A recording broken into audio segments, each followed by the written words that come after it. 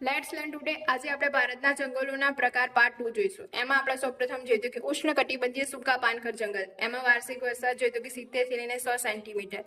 તો આ જ જંગલમાં શાક, શીશમ, ચંદન, કેરી, આંબળા અને મહુવા જેવા વૃક્ષો જોવા મળે છે. પછી જોઈતું કે પંજાબ, ઉત્તર પ્રદેશ, ગુજરાત, છત્તીસગઢ, કર્ણાટક જેવા રાજ્યોમાં જોવા મળે છે. પછી જોઈતું કે ઉષ્ણકટિબંધીય કાંઠાળું જંગલ. આમાં વાર્ષિક વરસાદ 50 સેન્ટીમીટર કરતાં પણ ઓછો પડે છે. તો આ પ્રકારના વનમાં બાવળ, ખેર, ખજૂર, બોર, આંબળા, નાગફળી અને ખીજડા જેવા વૃક્ષો જોવા મળે છે.